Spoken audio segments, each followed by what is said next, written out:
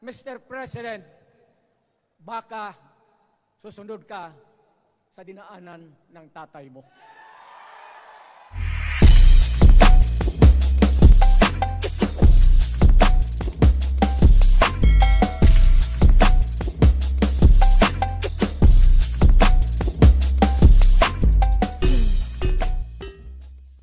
Magandang araw sa atin lahat mga kababayan.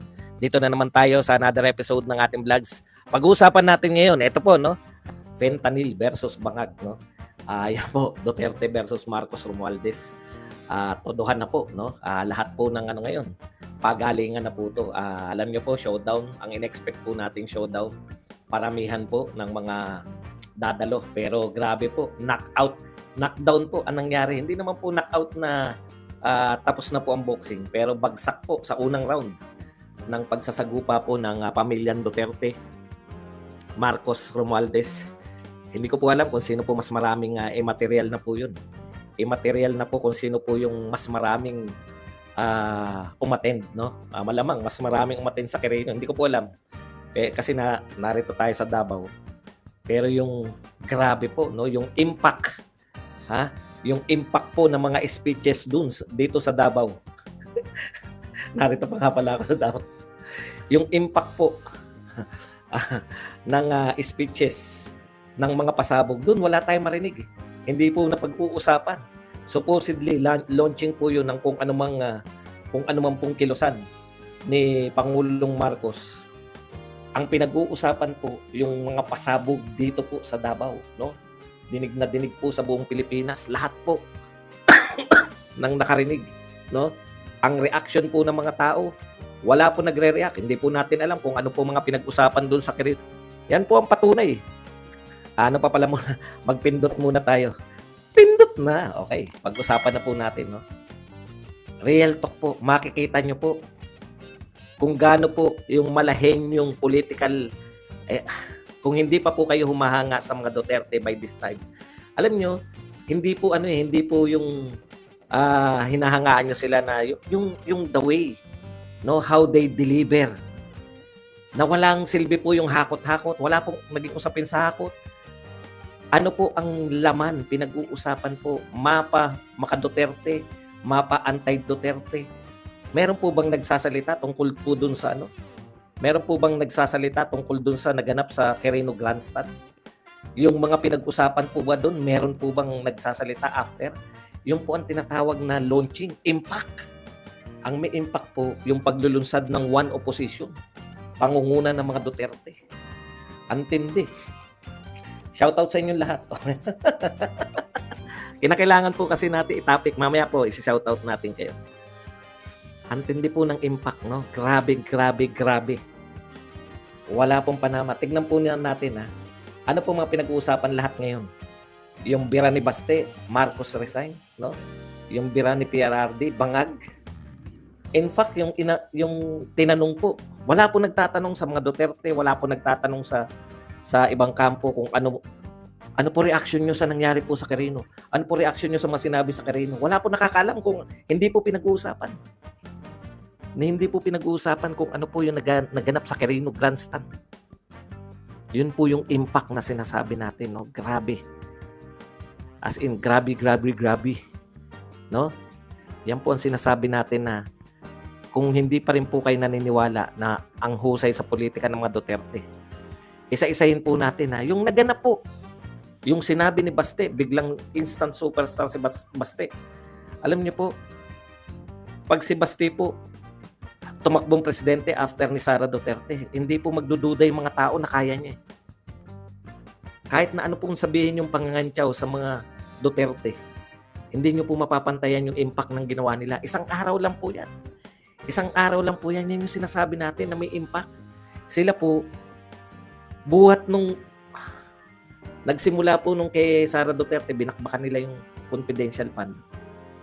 Buhat po nung binakbakan nila yung confidential fund, hindi na po sila tumigil. No? Sari-sari po. Hindi na nila tinantanan. Confidential fund kay Sara Duterte, pagpapapasok ng ICC kay Digong, 51 billion kay Pulong. Si Baste lang ang hindi nila. Kung sino hindi nila binanatan, yung palang pinakamatapang. Grabe po. Grabe, lahat sila nag-react. Nakalimutan po na may ginastos. Nakalimutan po na naghakot ng tao. Nakalimutan po na may nululaunch silang kung ano man yung gusto nila i-launch sa Quirino Grandstand. Wala pong impact yung naganap sa Quirino Grandstand. Yan po ang real talk, no? Ang pinag-uusapan po ngayon lahat ng naganap sa Davao City. Ang reaksyon nila yung naganap sa Davao City, hindi po sa walang katuturan, nalusa, walang silbi, walang impact. Okay.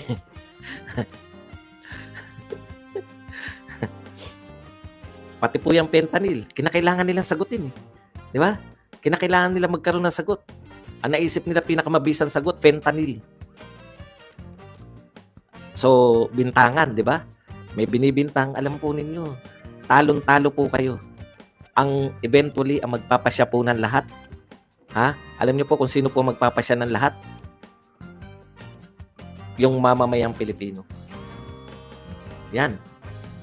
Yan ang katotohanan. Yung mamamayang, alam niyo po kung paano ko natitiyak na eto kusa. Iba kasi yung kusa, eh. Kusa kami, wala kaming binal. Nakita niyo naman tong kwarto ko. Yung ibang mga vlogger, nakauwi na. Talagang kanya-kanyang ano yan. Sa pronouncement. Pupunta kayo doon, magpaparegister kayo. Sarili nyong hotel, sarili nyong gasto, sarili nyong pamasahe. Yung po yun, eh. Pero ang dami po. Pati po sa barangay. Kaya nga po, libreng tatak lang yung kayang ibigay nung ano, eh. Nung mga nataga City Hall, libreng tatak lang po ng t-shirt. Magdala po kayo ng t-shirt. Wala silang pampa-t-shirt. Libreng tatak lang. Pero dinagsa pa rin. Okay. Alam po na. Ito na po, no? Wala na po yung ano niyan. Yung titignan nyo po kung may impact talaga o wala yung mga nangyari sa kung ano yung resulta. Unang kumurap. Kasi ang tapang ng mga Duterte. Nakita ko po kung gaano po talaga katapang yung mga Duterte sa live. No? Nakita ko po yung galit. Tapos the way na paano sila mag-sway ng mga tao. Paano ka makikiga. Yung, alam niyo yun, yung naiintindihan mo kung saan nagmumula yung kanilang galit. Tapos, tama yung ikinagagalit nila. Tatapatan nyo ng mga numero-numero, tatapatan nyo ng mga kung ano-ano na nagawa ng ating Pangulo Marcos. Wala pong importante. Hindi po importante yan. No? Sa totoo lang po, yung sasabihin nyo, eto na, may numerong ganito, pumasok na ganito. Hindi po yan. Yung makatotohanan po, yung nararamdaman, nagbalik na yung droga, no? Nariyan na uli yung mga kriminal, nariyan na uli yung mga magnanakaw sa gobyerno. Yan po, ramdam ng tao yan. Nakita ko na naman sa NAIA. Meron na naman nagbabalot no. Meron na naman nagbabalot no.